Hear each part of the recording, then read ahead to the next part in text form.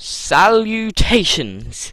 Today, using the wonder of the game Minecraft, a popular computer game, I will be showing you about the Neolithic Agricultural Revolution, one of the most important events, perhaps the most important event in the history of our species. The Neolithic Agricultural Revolution, or the Neolithic Demographic Transition, if you're Wikipedia, was basically the invention of farming. So, before the Agricultural Revolution, I'm talking about the Neolithic one, by the way, not any of the later revolutions, just about everyone was a hunter-gatherer. This meant that they led a nomadic lifestyle and moved around a lot to get food. The hunter-gatherers, as their name suggests, hunted and gathered food. We believe that usually the men did the hunting and the women the gathering. Because of this, it was probably the woman who noticed that when seed fell, new plants would grow. These hunter-gatherers probably cooked their meat, and a lot of them fished. They had quite a nutritious diet, and the only work was finding food and perhaps making fires and shelters. There were other ways of living too, however. Hunter-gathering was not the only way. Herding was one, for instance. This generally involved moving with the herd to get new grass for the herd. The herders sometimes lived in tents because they had to hide from their animals and they were movable easily. The herders also had milk, depending on what animal they were herding, and hides as well as meat. In Australia, a sort of hunter-gathering occurred, known as fire farming. This was where they used a controlled fire to turn forests into grassland, which was better for animals like kangaroos to live in so they could hunt them. The fires were well controlled. They did things like start them in wet seasons. Some people think that they are even more controlled than fires are today. That's quite impressive, I believe. Now, on to farmers. After the Agricultural Revolution, they were here also. This was not just endless fields of wheat, but it was generally a good crop for the area. For instance, in South America they grew potatoes, in Africa they grew yams, in North America corn was farmed, and in the Far East they grew rice, and in the Fertile Crescent the wheat and barley were grown also. As well as crops, the Agricultural Revolution was about domesticating animals such as dogs and cows. These domestications were done by a series of selective breeding, or in other words, picking the best animal to breed together for the next generation. This was also done using different animals, but in North America it was much less common, as the most useful thing to breed was a llama. So, now, to demonstrate all these, I have fenced off, using a massive fence, 4 50 by 50 block squares, and here I shall be using the method of finding food, for instance here hunter-gatherers, in order to get a certain amount of food to demonstrate how much food each method would give. Fire farming, I killed the pigs currently living in the area to get their meat, and then I turned to burn down the forest, as they would have. However, my forest burning did not happen during rain or anything. I was far too stupid for that, and instead I just let it burn, and nearly killed myself, ending up eventually at half a heart. So, having burnt the forest, the whole forest, and myself almost also, I spawned in some animals, because the idea of the actual burning was to make the conditions right for animals to grow. So I stimulated them to coming by getting them and then killed them. Now, I did say my fire was not quite correct, so on to herding. So having got my herd initially, I'm moving them around to stimulate them getting new grass. Now, if they get new grass, they are able to reproduce.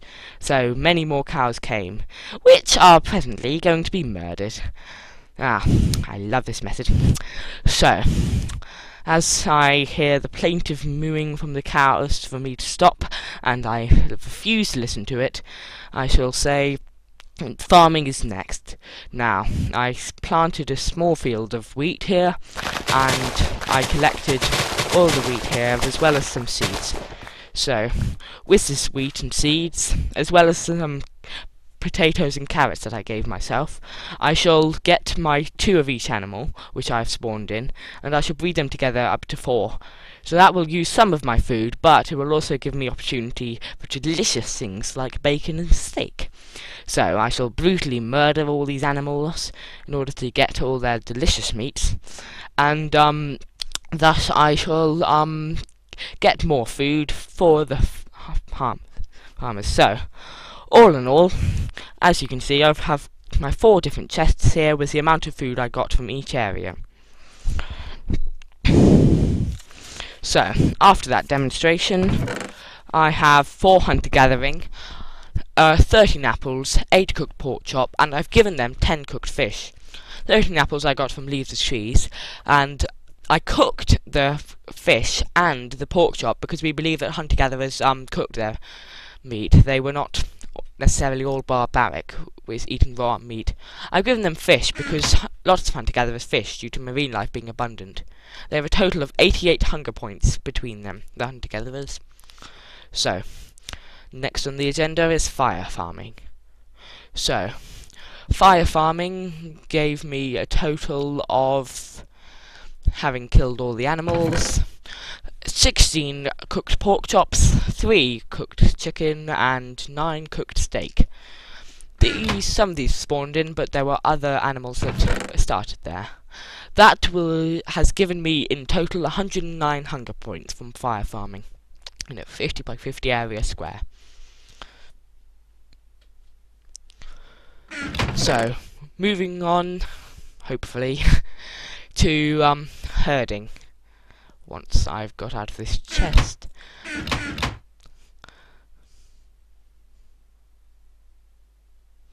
So herding, giving me a total of 112 hunger points when all added together, gives me a fair amount of steak. This also will give me hide, but at the moment I have 28 steak, which has, as I said, given me 112 hunger points. Farming has given me 122.5 hunger points when I've made my wheat into bread and cooked all my meat and potatoes and food. So, individually, I have a fair amount of food. I did not add eggs or milk, although they could be added to make some cake. So, I have 12 bread, 5 sugar from the sugarcane, 10 baked potatoes, 6 carrots, 4 cooked chicken, 8 cooked pork chop, and 6 cooked steak. Delicious. So, as you can see, I have got different amounts of hunger points from each method. Hunter-gathering gave me the least, and I can say in Minecraft it is not very efficient. So, next we have fire farmers, which gave me 109, which was alright.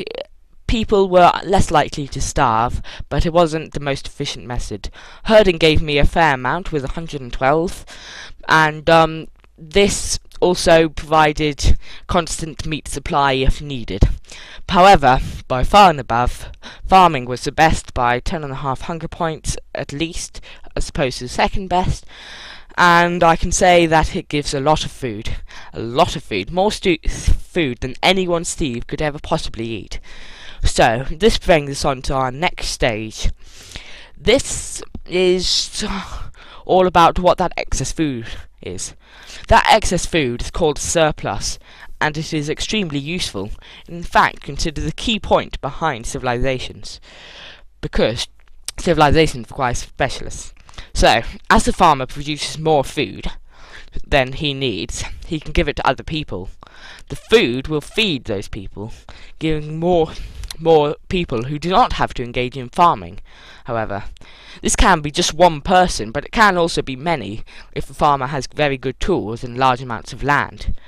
These people do not have to farm and therefore can specialise in things called specialists. So, as the farmer produces more food, it feeds more specialists, and these specialists can be many different things. For instance, they can make better tools. These better tools can increase the farmer's surplus, which in turn may lead to the farmer producing more food, which will feed more specialists, which will make better tools, which will give more and more food. This is called a positive feedback loop, to use a fancy term. This is just a way of saying that things will keep getting better and better due to the actions beforehand. So, at the crossroad of now that we have explained what it actually is, the agricultural revolution, I shall go into the end to look at the military repercussions of it.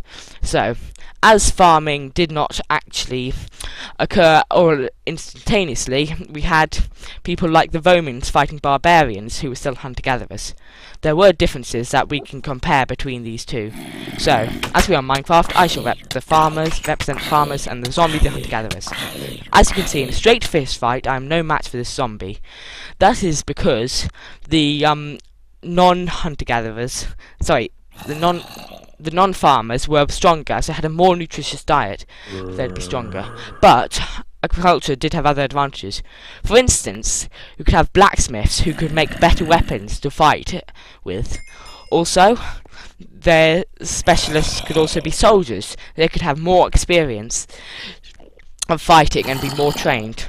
Also, another great thing about agriculture is that you had more people, it could allow more people. So with my friend, I shall team up to annihilate this zombie. You may watch him die, hunter-gatherer scum. So, now I shall head into hell, aka social history, to discover the social repercussions of this. Now, almost everything we know today, like cities or cars or even trade, would not have been possible without the agricultural revolution. But more of that in economic history. First on the agenda we have religion. Now, sacrifices were at the height of religious fashion. Take for instance the Aztecs. These people did not hunt as there was not much prey, therefore they had to rely on the harvest. A bad harvest could mean starvation, therefore they tried extremely hard to make sure of good harvest. As they believed their gods affected the harvest, they made sure to appease them by sacrifice. In their case, human sacrifice. Lovely stuff, isn't it? Now, on to politics. As my appalling statue may suggest, monarchies and rulers were at large. As some people did not have to produce food, they had other jobs like building. Did not need farms, so grouped together because they did not need much space and wanted protection. The head of these cities was often a ruler who promised protection in return for work, like the pharaohs of Egypt. They needed protection mainly from bandits or hunter-gatherer groups who would plunder from unprotected villages for food. Bandits were unable to defeat strong towns or cities due to the ruler and his workforce/army. Next up, we are looking at buildings. As I have already explained, people grouped together, forming the first cities. This meant permanent homes, which was very different to the nomadic lifestyle led by hunter-gatherers. Also in these cities, large buildings developed for temples or palaces for the rulers. So, these were clearly different from the surrounding houses. I've used sandstone with all of these villages because the first cities were mainly in the Middle East in an area called the Fertile Crescent, because the area was fertile and crescent-shaped, surprisingly. So, here were cities like UR, not ER. They were not all stupid in that area. So, now, as I attempt to leave hell, aka social history, I am going to head to the economic mineshaft. Unfortunately, I managed to fail in my escape. So, as I finally get to the mineshaft of economic history, we shall look at the economic repercussions of it. So firstly, and most obviously, agricultural revolution meant a great increase in food. So, as Pontus Pickers is so kindly showing us, there was a lot more food to go spare. Wheat, pigs for bacon and cake and bread and other such commodities. Now, this massive increase in food leads us on to our second effect, the greater population. More food could mean more people who wouldn't be starving, so this meant a greater population and thus workforce. So, now we move on to our gold effect, the division of labour. Now, this grand phrase means tasks like building are split between the workforce, so some people only build. This means people can be blacksmiths and architects and other skilled jobs that will improve living conditions for the people around them. For instance, better houses and tools for farmers. So, this leads us on to our next effect. A new job had also came up, trading. With all these new commodities to sell, traders emerged, selling goods to another. For instance, as a vendor here. This trade also meant currency, and now we have a fully functioning economy. Also, exploration was increased by trade, because traders want to find new trade routes, as was transport, because the quicker the trade route, the better. So, all this trade leads us on to our diamond effect. Technology. Now, all this trade did not only spread commodities, but it also spread ideas. For example, writing came directly from trading, as people wanted to know how much stuff they were actually trading. So, as well as writing, it spread other ideas, leading to computers and such. It in the end led to such great things as Minecraft and him.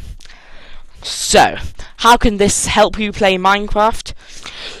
Well, it can tell you that to specialise into things like fighting, you cannot have food problems. Maybe you will learn you need to turn to agriculture quickly in your world instead of killing poor, defenceless little pigs. You may simply learn that trade is good for getting exotic items like Eyes of Ender. I hope with this video I have helped you play in your Minecraft game.